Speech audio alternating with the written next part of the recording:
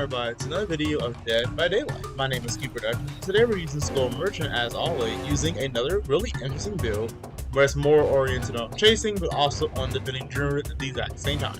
So first, the first perk we'll be using is going to be Jolt. What this perk does is basically if we down survivor, any survivors that are any generators that are 32 minutes away from that down survivor will automatically explode and lose 8% of their progress and then start regressing. Score Trick and Resonance, the auto perk does. I'm not even going to explain it because it's self-explanatory and super good. Equip Intervention, the 3 furthest gens are blocked for 2 minutes, and once someone gets down, they become unblockable, sadly. We got Throwing Tremors, so we pick up a survivor, all gens are blocked for 16 seconds, but then the perk has a 60-second cooldown. And then we're using a really interesting add-on that I don't really use called Prototype Rotor. All this does is make drones move 10%, turn or spin around 10% faster in low power mode to make ourselves get our power back faster. So I get to the game so I can show you how great this build is and how great new Skull Merchant is. Okay, playing on Blood Lodge, a really interesting map for Skull Merchant thanks to this rework. So first thing I want to say thank you to everyone who subscribes, watches, comments on my videos. It really makes me happy, and I love reading y'all's comments, and I love all the support y'all give me. If you enjoyed the video, make sure you like, comment, and subscribe. And of course, if you already came back, since you are subscribed, welcome back. I just want to say that because I don't really say that very often. At least I say it like at the end of the video. I don't really say it at the beginning of the video. But I wanted to let y'all know that I really appreciate everyone who does watch my videos.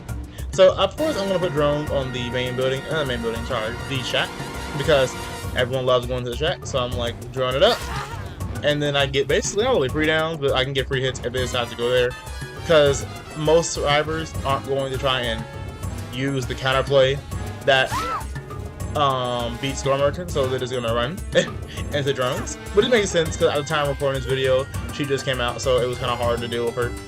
But in my opinion, you should understand a little bit more how to beat her. It's basically disable her drones where she can use them, and also make sure you use Stunning Seal before drones hit you, and crouch at the most, and crouch walk if you need to in order to dodge drones. That's the best solution I can give you because that's all you really can do. The best one is just to disable the drones. I knew I heard someone running, so I went back over here. But I was afraid she was gonna go towards. I was gonna try and use these drones. They didn't hit me. They're all disabled. Like I told y'all. Now that literally I set up the drone. It took me like 20 seconds to set up those drones, and then I gotta wait a whole 45 seconds for it to come back. Well, one of them was disabled, the other one was not. Then this one activates. I'm like, yes, someone's here. And I only put that drone there because I was like, well, I might as well put that drone around here. So as you notice, I'm kind of patrolling this one area, and that's because of the fact that Corrupt Intervention was on the furthest gens, so I was not going to try and even go over there and protect those ones. So I go back over here towards this girl because I know that if I can hit the person to rescue her, I'll be in a really good position. But instead Leon just comes over here, and I'm like, okay, not Leon, Leon, I can remember. He gets claw trapped because he runs straight into both my drones, and there's 2 drones overlapping. And then he's going to run. I'm going to switch the direction, that way he can be he can be hindered. But then he starts lagging and I'm like, no, and there's no one hitting him because on my screen he was to the right, and then he's like and teleports. I'm like, Jesus. So now as a result I have to go chase this person again, but then someone else gets injured. I'm like, oh, so there's 2 people injured, and I'm like, okay, this will be a quick down hopefully. But at this time of recording the video, I didn't really understand, like, again, how to build Skull Merchant. So I just was I kept losing. The first game I played, I posted on my channel, where I surprisingly did pretty well with new Skull Merchant. But then this game, I know that I was doing very much, so I was just like, okay, I noticed that I'm losing a lot when it comes to gens, so I'm going to use a build that is better at defending gens. And not better, I mean really, like, I chase survivors still, but the difference is because I'm chasing the survivors, I can use my powers like Jolt and different things like that to stop gens. Like for example, I pick up the survivor, now all gens are blocked automatically. This girl tried to drop the paladin, but luckily for me she whiffed. So now every single generator on the entire map is blocked because no one's working on any gens. I'm thinking this girl gonna sabotage, but instead she decides to just body block and give me a free hit. But because she gave me a free hit, now she's on the drone, and then she gets a claw trap on her. So I'm like, you really did all this work just to get a claw trap. Then I'm mad because I'm like, ugh, my drone isn't spinning in the right direction. That's the only problem. That's the only problem with this add-on. The drones, sometimes making a drone move 10% faster is a good thing or a bad thing. It depends. It's a good thing because they'll move faster so they can actually hit the target. But the bad thing, because sometimes it moves so fast that it actually whiffs, and that's funny because it's really weird. It just depends on where the drone is at the time of it moving, of it spinning. But honestly, if you can just turn in the right direction, it's much better. So I'll make sure I just turn in the right direction. So I do think that this is actually a pretty good add-on now, because before the add-on was kind of useless. What it did before was if a survivor activated a drone that was deactivated, that wasn't in active mode, then you would get a permanent 5% haste boost for like 15 or whatever it was seconds. But it didn't stack with other haste boosts, but it's kind of bad. So I was kind of confused, but anyway. This girl got really, really unlucky, and she ran. Well, first thing, she ran in the same loop that I had a drone up, which I don't know why she did that, because she knows that she's gonna get claw trapped. Now, one thing about survivors I don't understand yet is, as a score merchant, you cannot see who has however much lock on them. All you really can do, honestly, is just think about how many times someone has or has not been locked on, and use that to your advantage. Because of the fact that I did not know she had 3 lock-on stacks, once she got hit by the drone the 3rd time, she just immediately died, and I was like, oh, okay. I love when that happens. So this girl right here is gonna go back, but the reason why I was reluctant to hit her at first was because I was trying to get lock-on stacks on her, but then it hit me like, wait, let me just hit her because she's gonna get rescued anyway. So they're gonna trade each other's lives, and I'm like, I'm fine with that. But I know the girl has a flashlight, so I am gonna wait for her to like try and flashlight save. So now I'm gonna get another almost free down because this girl is like, huh. And then I whiff become trash. But luckily for me, there's no pallet here, so we're good. But I'm gonna get another free down. They go with a claw jump on her. But the reason why I was waiting for a dead hard, and then of course I lagged. So of course I just whiffed that hit. But I didn't want to go after the same girl. But the reason why I did, like I told you, is just when I knew she had a flashlight, I knew she was gonna sit there. So I was like, well, I really have to down you. If I don't down you, you're going to flashlight save, and I'm not trying to deal with that. So I downed her, and now she's dead. Now, if you notice, like I told you, I've only been on this side of the map the entire game. It was because, like I said, corrupt intervention is on the other side. Normally, I patrol all the gens, but once you already set up like your nest, kind of like what hack mains will do, they will set up a side with a bunch of traps on them, and basically just keep making sure that web is up. But the difference is hack can teleport around the map. So even though yes, she can do the same thing I can do, she can go around the map fast enough where it actually matters. But meanwhile, I have to sit in this one spot basically. Now, every game is not like this. This is so happened to be this one game because I spawned right next to the shack. I know the shack, the left part, is a place where everyone was gonna wanna, of course, be at because it's really good loops. So I put drones there, and then because of all the gens across the entire map that I'm not gonna go towards because there's no point now in me going to that gen over there. It's the only gen across the map.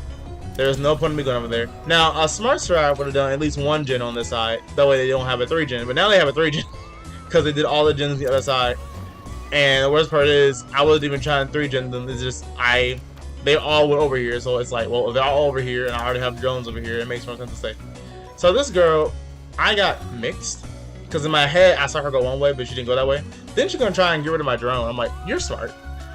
Now she doesn't have a drone to worry about anymore, but the problem is she's gonna run towards another drone and doesn't have balance landing. And then I thought she was gonna go one way, but then that drone touched her ankle, literally didn't even touch the girl, and now she got a claw up on her, and then she's gonna loop this thing. I know she's gonna drop over down this window, so I'm prepared for that. I'm hoping my drone, yes, will hit her, and now I'm like, okay, the drone hit her. She is exposed. She is oblivious, not oblivious. Sorry, she's hindered. There's nowhere she can go. So because of that reason, I know exactly where she is thanks to my claw trap. And she's gonna go right back towards this loop right here. But I don't think this pallet's down, so I have to actually like mind game this. But it's fine. But luckily, I found a really cool trick you can do with score merchant. So of course, she's on this side of the thing. So this is a really bad position. If I bring it right here, she's gonna have to go around the other way. But because she has to go around the other way, the drone's gonna hit her, and she's gonna get exposed, and she's gonna get hindered. And as a result, she automatically dies, which is fun by me. That is a strategy I figured out. Basically, it's like no matter where they go, the drone's gonna hit them unless they crouch, lose line of sight, or can quickly run. But with prototype rotor making the drone move 10% faster, it's kind of hard for the survivor to actually find a really good place to be at that the drone won't hit them. So basically, I think this guy's name is Leon. I could be wrong. No, I don't remember his name. I think it's Leon though. this person is doing all the gens by himself, but then he runs towards my drone, and then as a result, he has a claw trap on him now. Like I told y'all, the strategy that we break the pallet, but now he's claw trapped, so now he's going to move slower as long as the drone hits him. But he, sadly for me, he has live, so he moved really, really fast and got a lot of distance. But luckily, the claw trap hit him. I mean, the drone hit him, so he is hindered again. But I have no more drones, but it doesn't matter because he messed up, and now I get a free whiff because I'm trash. And that whiff again because I'm double trash. Because apparently I can't play score merchant. Now this person is gonna get hindered, and now I can finally get the down I was looking for, and we finally kill everyone, which is really funny. But yes, so more of the story of this game was honestly don't just stay in one area. But I like to, now that I've played it a few more times, I like to actually put my drones in the areas that I think are gonna be like a lot of people are gonna go to them. Which is what I did at the beginning. That's exactly what I did. I put the drones on at the shack because I knew they were going to go there. And I just so happened to find someone, and for some reason they ran near the shack or on the right side of the lodge. And as a result, I was able to get put a drone there and basically make it harder for them to be able to actually play the game. Which is fun for me, not for them. Oh well. Anyway, if you enjoyed the video, like I said before, make sure you like, comment, and subscribe. I know this commentary was kind of weird. I'm sorry. It was because it's like I'm still getting used to playing her, and it's funny because look at this. No made for this. The first time in my life that no one's using made for this. It's like the best thing ever. But they did have a lot of perks for doing gens. So I'm not doing gens, for looping, which is why I believe that's why they went towards the shack. Because even though they saw the drones there, they were like, this is where the pallets are, so and the windows, so I have to go here. But yes, if you enjoyed the video, make sure you like, comment, and subscribe. Tell me in the comments what builds y'all are using, so maybe I can use them too. And I'll see y'all in the next video. Have a nice day. Also, I love Scar Merchant, and I'm thinking this rework was a success, and I'm having so much fun with her. So I'll see y'all in the next video. Bye bye, guys.